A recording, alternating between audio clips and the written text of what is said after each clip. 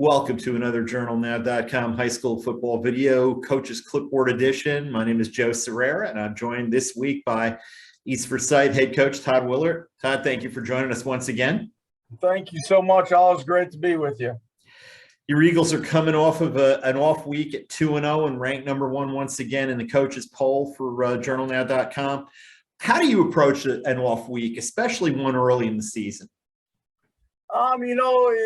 Last year I wasn't sure if I liked it too much, but the more we had it this year, I think now that we weren't coming off COVID, I kind of like it because, we got a little healthy. We could kind of fix the stuff we needed to in these first 2 weeks. Right. And I'm excited to kind of play before we get into conference game.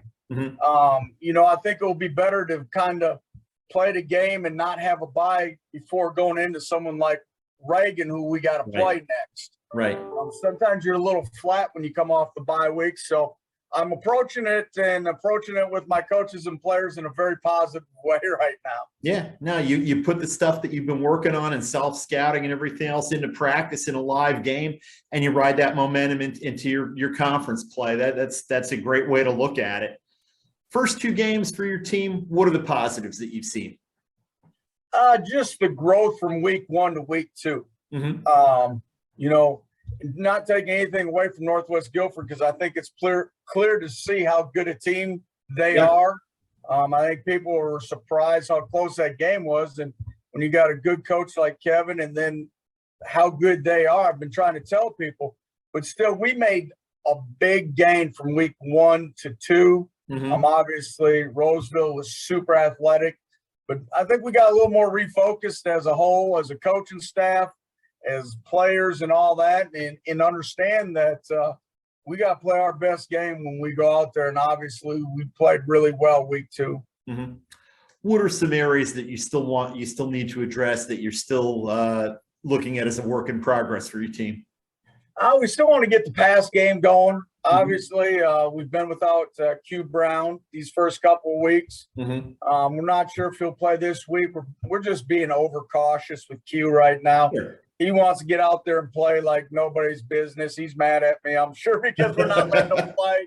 But it's what's best for him, and he understands that. He understands the big picture. But we need to get that passing game more consistent. And special teams, we need to get a lot better on special teams. I know we blocked the punt.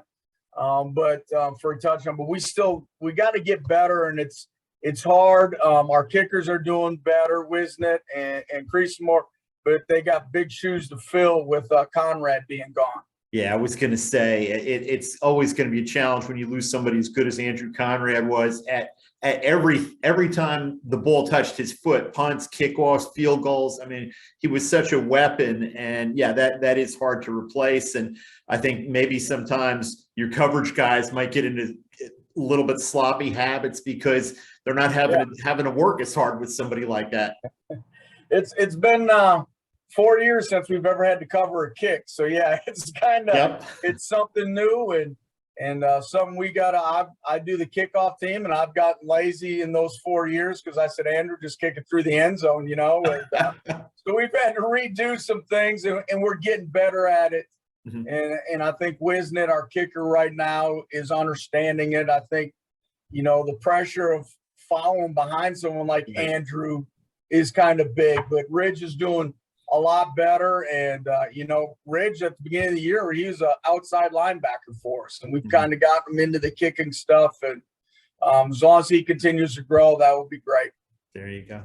Friday night, you're home against the South Iredell team that might not be familiar with a lot of people in the Triad. The Vikings struggled a little bit last year, 2-8, but they're 3-0 this year. They're doing some things well. What do you see when you watch them on film?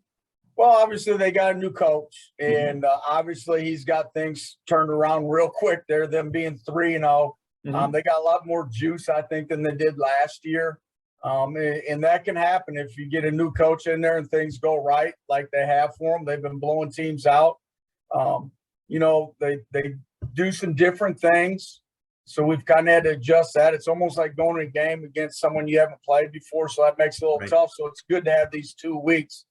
And we just told our guys, we got to come out and get ready to go right away. We need to make sure they understand they're coming into the nest, and East Forsyth football is different, and you know, if we can set that tone early, if not, they're a team that will play around and stay around you if you don't do that. Mm-hmm. I hesitate to bring this up, but does the fact that you've got Reagan coming in the following week concern you a little bit, that maybe some of your guys are looking a little bit ahead to that? Has it been hard to keep them focused? No, not really. Not with this group. Not at all. They're pretty focused, and myself, I'm sure you know that I know you're good at focused. keeping people focused. So, and my coaching staff does a great job. They really do. I mean, I don't do much anymore. Coach Studeman does my special teams. Horton and Vaughn do my offense. Coach Beal and Wicker do my defense. I kind of just sit here and do interviews. So, I mean, I'm blessed. I'm blessed to have great assistant coaches. I truly, truly am. Well, yeah, you do have a great staff, and they've been together a while, and that continuity with a coaching staff means so much these days. You know, consistency for the kids, consistency for the way you do things, and you obviously do them well. What does your team need to do well Friday night to come out of there with the victory? We need to start fast. We really do. And offensively, we got to make plays. Once again, in the passing game, we need to make the easy throws. We need to make the easy catches. We know we can run the football. We've been doing that since I've been here. But this passing game, we got to get better at. And defensively, we got to come out and dominate like we did, and like I know we can every week against that Roseville team. I know a lot of people are like, oh, maybe they were athletic. Our defensive staff put together an unbelievable game plan, and our kids came out and played, and we need to do that every week. Every week. I don't care who we play, and if we do that, we're going to have a great chance of winning every Friday night. Well, Friday night in Forsyth County, the Nest is the place to be. South Iredell coming in unbeaten. East Forsyth ranked #1 again. We thank you for your time and wish you luck in that one and going forward. Thanks for everything. Go Eagles. There you go.